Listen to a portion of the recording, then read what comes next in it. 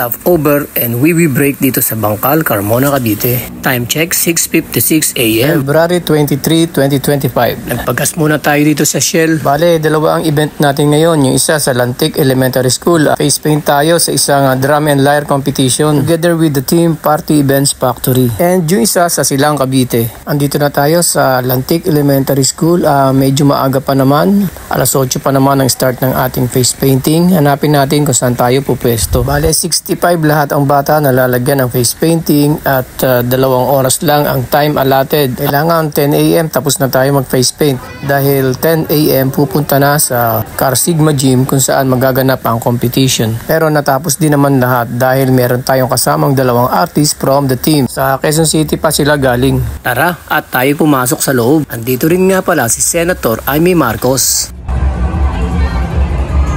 Ang dami ng tao sa loob.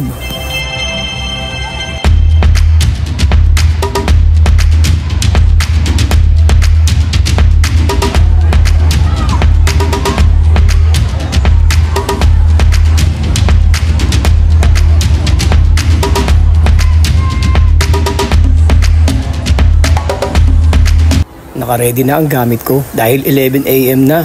Kailangan ko nang umalis pero maiiwan silang dalawa dahil baka may magpa-retouch pa. Kaya kailangan na natin magpaalam dahil baka malate pa tayo sa susunod na event. Ito yung mga tropa natin mula sa Quezon City. O yun, shoutout na lang. Napalap ko eh. Dampi, o yun. Bro, Daniel yun. From QC, mga tropa natin ng artist yan.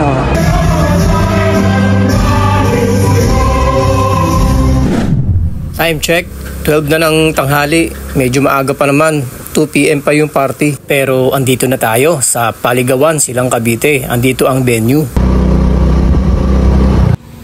Atawi Catering pala ang magki-cater dito. Isa sa pinakasikat na catering dito sa Silang. Shout out Patawi Catering. Mga tropa natin ng mga waiter dito. Matagal ko na rin silang nakakasama. At buhay pa rin ang ilan sa mga ginawa kong standee.